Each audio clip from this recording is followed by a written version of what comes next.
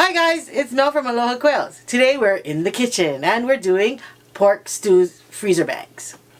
So for those of you that don't know what a freezer bag meal is, what we're going to do is we're going to assemble the pork stew as if we're going to make it, but instead of putting it in the crock pot, we're going to put it in a bag and we're going to freeze it. So when it's the day of, we're going to take it out of the freezer, open it up, put it right into the crock pot, turn the crock pot on and go to work. And date. January and the year. 2018. And date. January and the year. 2018. Okay, so the first step is to make sure that you have enough ingredients for all your bags. So what we need is, I'm going to make 2 curry and 2 tomato stew. So I have 2 packs of curry, and then I have the tomato sauce and stewed tomatoes. So 1, 2, 3, 4 bags. I have celery and carrots. I have 2 tomato sauce, which I freeze. I buy a big can and I freeze it in ice cube trays. So it's about a tablespoon of each. So 1 per recipe. I have onions, garlic, potatoes, and of course my pork stew meat. This is a 4-pound pork stew meat that I bought from a big warehouse company. So then I'm just going to divide that in 4. Okay, so the next step is to prep all of your vegetables.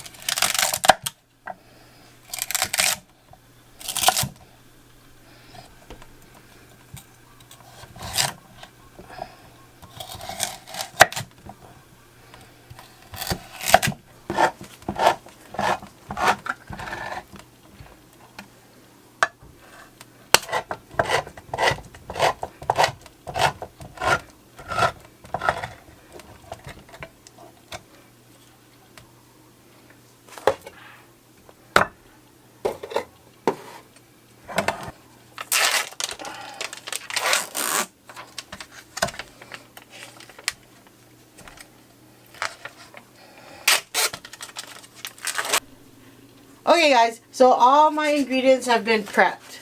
First, now we got to put them all in the bag. So first we're going to put the meat in the bags. After you put the meat, wash your hands. So for our family of 4, I'm putting roughly about a pound of meat into each bag. And this can be beef, pork, whatever. We prefer pork. Sometimes I do half and half. But today we're just doing pork.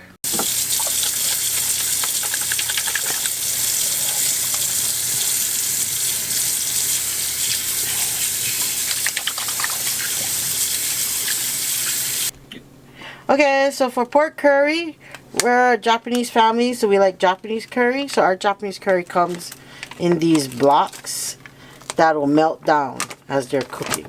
So we're going to put that in there. And that in there. Then we're going to add our vegetables. Do a 4th.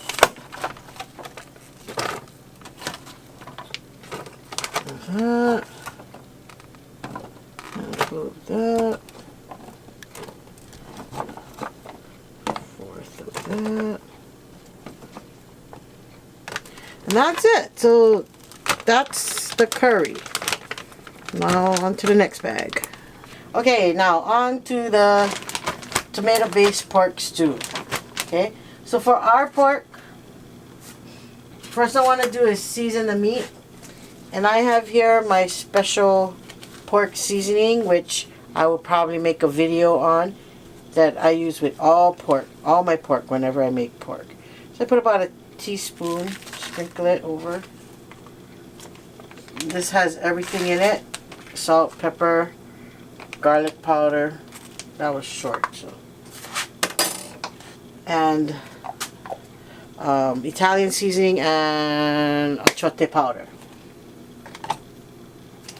Then I'm gonna go ahead and put all this. We like garlic. Garlic is good for you. We're gonna add lots of garlic. Okay. And at this point, I'm gonna make sure that all the meat gets all the seasoning. So now I'm gonna drop in my tomato paste.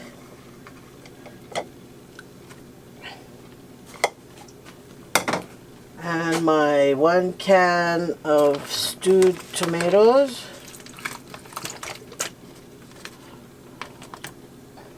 And 1 can of tomato sauce. On top of the tomatoes, I like to put about a tablespoon or so of sugar to cut down on the acidity. And now I'm just going to layer my vegetables.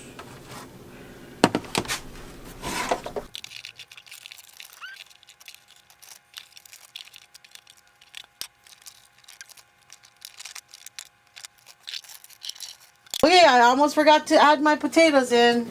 So all of them get 8 potatoes for a family of 4.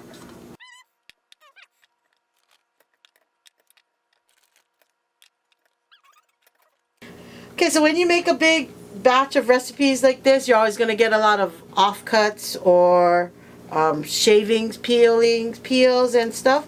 So what I'm going to do is I'm going to chop these up to small pieces and give them to my chickens or my ducks. Although my rabbits might get like these end pieces of carrots, which they love, and the shavings as well. So nothing goes to waste. Okay, so the last step after all of the ingredients are in the bags are ready to go, we are going to vacuum seal the bags. However, if you do not have vacuum seal bags, then you can use a Ziploc bag or a zip top bag, whatever, as long as it's freezer safe. Yeah, but if you're using these vacuum seal bags, just be careful when you vacuum seal it because of the liquid. The curry one, there's not much liquid in there, so you'll be fine, but the tomato one, you're gonna probably want to be more careful. However, I do not run the vacuum seal machine. That's Andrew's job. Okay, so as my wife said, we're going to go ahead and seal the bags now. We use a food saver machine. It's just a vacuum sealing machine. As she said, if you don't have one, you can use Ziploc bags. Just make sure they are the freezer bags. Sealing these is real easy for the curry ones because it's all dry ingredients. So all you do is put it inside the machine and it will suck out all the air.